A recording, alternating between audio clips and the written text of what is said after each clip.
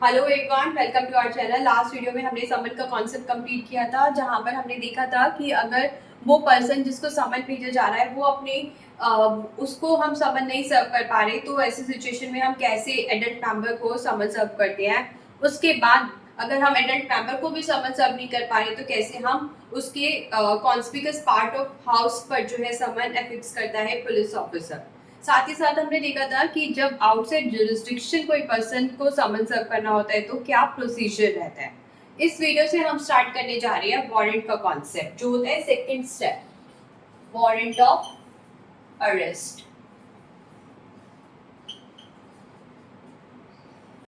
Warrant of arrest, तो warrant of arrest एक second step होता है। सबसे पहला स्टेप होता है समन का। कोर्ट समन करती है जिस भी पर्सन को कोर्ट में बुलाना होता है, किसी पर्सन को। अगर वो समन को डिसओबे करता है, समन को मानता नहीं है, समन में लिखा था कि आपको इस डेट पर कोर्ट में प्रेजेंट होना है, लेकिन वो बंदा स्टिल प्रेजेंट नहीं होता, तो ऐसी सिचुएशन में अब कोर्ट क्या करेगी? तो कोर्ट इशू कर देगी उसके अगेंस्ट वारंट। ये वारंट जो टर्म है हम वो अपनी रोज वाली लाइफ में, रेगुलर लाइफ में भी सुनते हैं। लाइक हम जब मूवीज देखते हैं तो वहां पर एक पुलिस ऑफिसर आता है और वो किसी को पकड़ने आता है, तो उस पर्सन को बोलता है कि तुम्हारे अगेंस्ट एक अरेस्ट वारंट इशू हुआ है, तो हम आपको गिरफ्तार करते हैं। तो वारंट तो एक कॉमन सी टर्म है जो हम काफी बार सुनते हैं अपनी लाइफ में। तो सेकेंड स्टेप है ये, हम इसको सेकेंड स्टेप कह सकते हैं टू अपीयरेंस के लिए। तो जिस भी पर्सन को कोर्ट में बुलाना है, समन के बाद भी वो नहीं आ रहा, तो क्या करेंगे? वारंट इशू करेंगे। तो उसकी अपीयरेंस के लिए ये एक सेकेंड स्टेप है, वारंट ऑफ अरेस्ट। तो वारंट ऑफ अरेस्ट का सेक्शन है 72। 72 इसका फर्स्ट सेक्शन है वारंट ऑफ अरेस्ट का। जैसे कि हमने समन में पढ़ा था, क्या पढ़ा था हमने समन में? समन जो है वो साइन होता है, राइटिंग में होता है, और हमने पढ़ा था सील लगी होती है उस पर, कोर्ट की सील होती है। साइन कौन करता है? प्रिजाइडिंग ऑफिसर, मतलब जज या फिर मैजिस्ट्रेट। और ये रिटर्न में होगा, ओरली नहीं होता। फोर्थ पॉइंट हमने समन के केस में क्या पढ़ा था? जब हमने पढ़ा था फॉर्म ऑफ समन, वो हमने पढ़ा था डुप्लीकेट। तो क्या वारंट के केस में भी डुप्लीकेट वाली चीज होती होगी? सोच के देखो, नहीं होती होगी। क्यों? जो बंदा वारंट जो है जिसको वारंट मिला है किसी पर्सन को अरेस्ट करने के लिए, और वो पर्सन अरेस्ट करने जा रहा है, तो एक डुप्लीकेट कॉपी लेके जाएगा और उसको देगा कि लो भाई साइन कर दो? नहीं, ऑब्वियसली नहीं। तो डुप्लीकेट वाला पॉइंट जो है इसमें नहीं होगा। जिस पर्सन को वारंट एग्जीक्यूट करना है वो पर्सन क्या करेगा? जिसको अरेस्ट करना है उसको अरेस्ट करके लेके आ जाएगा, तो उसमें डुप्लीकेट पर साइन करवाने वाली बात अराइज नहीं होगी। तो इसलिए हमारा डुप्लीकेट वाला पॉइंट यहाँ पर एग्जिस्ट ही नहीं करेगा।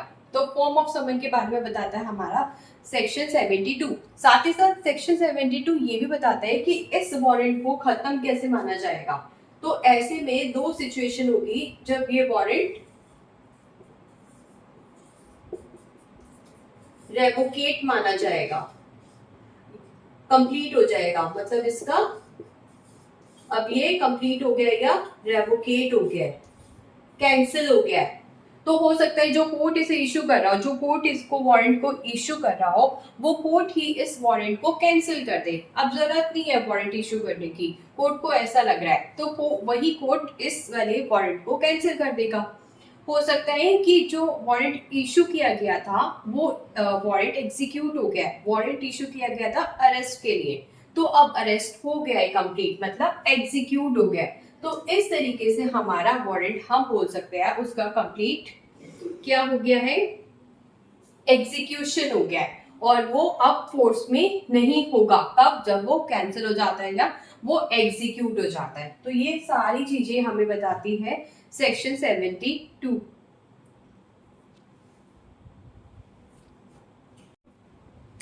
वारंट ऑफ अरेस्ट, वारंट क्या होता है? एक डॉक्यूमेंट होता है। क्या होता है वारंट? एक डॉक्यूमेंट होता है जो पावर देता है, किस चीज की power? To arrest some person. और ये पावर किसको दी जाती है? मतलब कौन ये एग्जीक्यूट करेगा ये वारंट? Police officer. कौन एग्जीक्यूट करेगा? Police officer.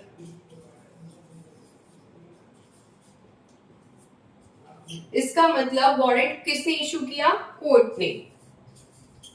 कोर्ट ने एक पुलिस ऑफिसर को पावर दी, जाके ये वारंट एग्जीक्यूट करो, और ये जो जाएगा उस पर्सन के पास, अब जिसको अरेस्ट करना है, अब जिसको अरेस्ट करना है। तो जब ये इसको अरेस्ट करके ले आएगा कोर्ट के पास, मजिस्ट्रेट के सामने प्रोड्यूस कर देगा, तो इस ऐसे सिचुएशन में हम बोलते हैं कि वारंट का एग्जीक्यूशन हो गया। क्या हो गया है? वारंट का एग्जीक्यूशन हो गया है। लेकिन सिचुएशन ऐसी भी हो सकती है कि ये जो कोर्ट है वो पुलिस ऑफिसर को ये पावर दे दे कि अगर ये बंदा सिक्योरिटी बॉन्ड, या अगर नीड है तो सिंपल बॉन्ड, या फिर नीड है तो श्योरिटी वाला बॉन्ड जो है वो दे दे, वो ये बंदा दे दे, तो फिर ये पुलिस ऑफिसर इस पर्सन को अरेस्ट करके नहीं लेके जाएगा, और ये उससे कमिटमेंट ले लेगा कि जहां भी हम कहेंगे कि आपको प्रेजेंट होना है, जिस भी टाइम पर हम कहेंगे प्रेजेंट होना है, तो आप प्रेजेंट हो जाओगे। तो अगर ये इस तरीके का बॉन्ड, इस तरीके की अंडरटेकिंग दे देता है, और जरूरत भी थी, और कोर्ट ने एम्पावर भी कर रखा था पुलिस ऑफिसर को कि हाँ अगर वो अंडरटेकिंग इस टाइप की दे दे तो आप उसको अरेस्ट मत करना।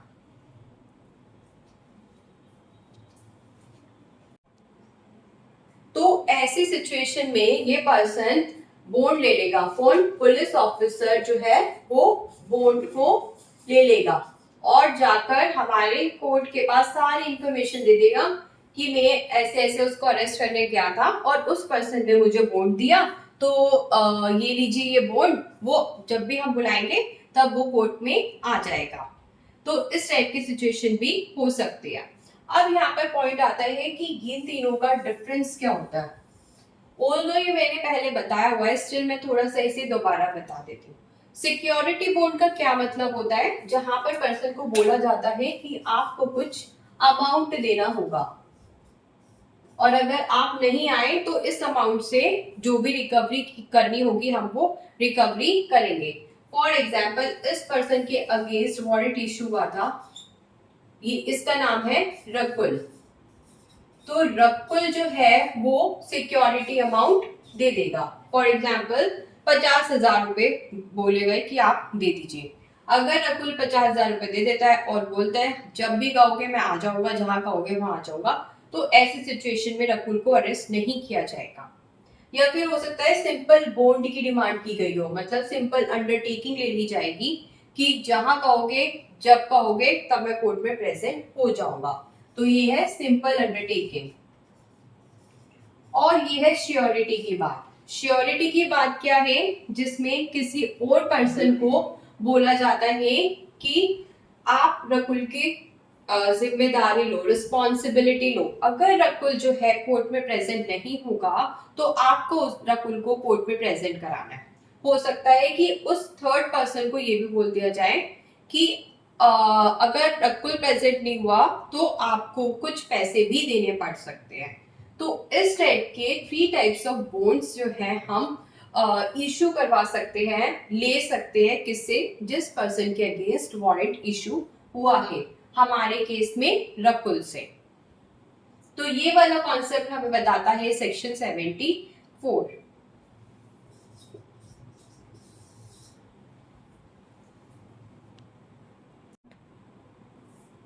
तो ये जितना भी प्रोसेस है, मतलब हमने देखा कि कोर्ट जो है पुलिस ऑफिसर को पावर देगा कि आप तो बॉन्ड साइन करवा कर ले सकते हो और उसको जो है अरेस्ट करने की जरूरत नहीं है।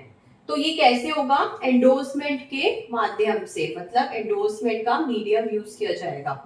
उस वारंट पे लिख दिया जाएगा कि आप जो है बॉन्ड से बॉन्ड लेकर उसको रिलीज कर सकते हो। अब इसमें कुछ चीजें बतानी पड़ेगी। क्या क्या बतानी पड़ेगी? जैसे कि कितने श्योरिटीज होंगे, कितना श्योरिटीज को भी अमाउंट देना होगा, कितना जिस पर्सन के अगेंस्ट वारंट इशू है उसको अमाउंट देना होगा, कब कब उसे प्रेजेंट होना पड़ सकता है। ये सब बातें इस एंडोर्समेंट में प्रॉपरली रिटन होंगी। जब हमारा कोर्ट एंडोर्स करेगा कि पावर देगा पुलिस ऑफिसर को कि आप बोर्ड लेकर उसको रिलीज करने की पावर रखते हो।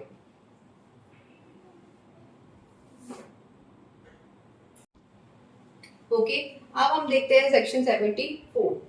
वो सेक्शन 74 नहीं था, वो 73 था। अब हम देखेंगे 74। 74 क्या कहता है? 74 बताता है जब भी ये वारंट बनता है, वारंट कौन इशू कर रहा है? कोर्ट। सिर्फ और सिर्फ कौन इशू कर सकता है इसे? कोर्ट।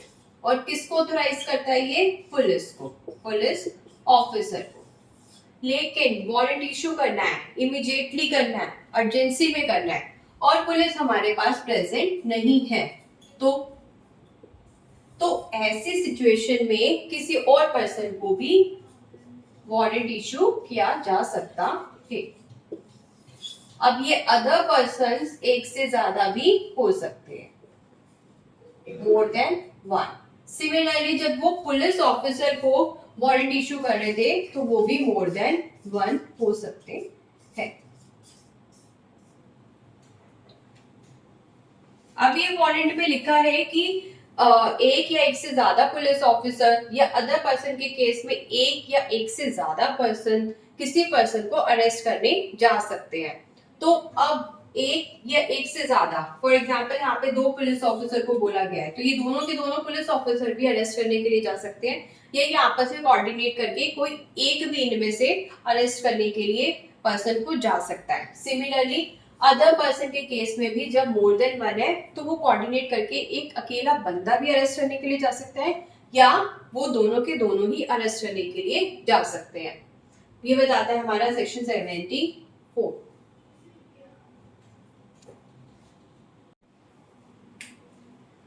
अब हम देखते हैं सेक्शन 75।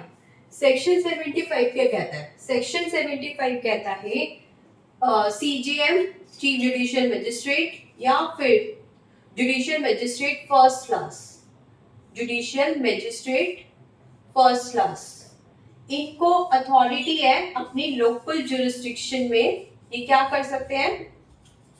किसी ऐसे जो कि प्रोक्लेम्ड ऑफेंडर है, कौन है? Proclaimed offender. ये हमें पता है कौन होता है, प्रोक्लेम्ड ऑफेंडर। अब वारंट के बाद नेक्स्ट है प्रोक्लेमेशन का ही आएगा, उसमें प्रोक्लेम्ड ऑफेंडर और अच्छे से क्लियर हो जाएगा। या फिर एस्केप्ड कन्विक्टेड, या फिर कोई ऐसा पर्सन है जिसने नॉन बेलेबल ऑफेंस किया है। तो ऐसे सिचुएशन में चीफ जुडिशियल मजिस्ट्रेट या जुडिशियल मजिस्ट्रेट फर्स्ट क्लास किसी भी पर्सन को वारंट इशू करके ऑथोराइज कर सकते हैं कि आप ऐसे पर्सन को अरेस्ट कर सकते हैं, किसी भी पर्सन को, एनी पर्सन। ये जरूरी नहीं है कि वो पुलिस ऑफिसर हो। तो अब ये जो पर्सन होगा, इसकी लैंड पर कोई भी बंदा ऐसा आ जाएगा तो ये जो है नियरेस्ट पुलिस स्टेशन में उस पर्सन को अरेस्ट करके भेज देगा या पहुंचा देगा या ले जाएगा, और उसके बाद पुलिस स्टेशन वाले जो भी पुलिस है वो उसको मजिस्ट्रेट के सामने प्रोड्यूस कर देगी। ये सारी बातें लिखी है सेक्शन 75 में।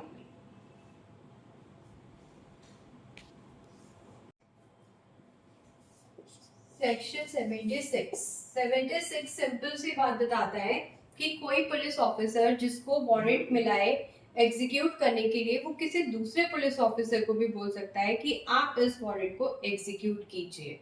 कैसे करेगा? थ्रू एंडोर्समेंट, मतलब उस वारंट के ऊपर लिख देगा जिस भी पर्सन को वो ऑथराइज कर रहा है। फॉर एग्जाम्पल रोहन कर रहा है सोहन को, रोहन कर रहा है सोहन को, रोहन कह रहा है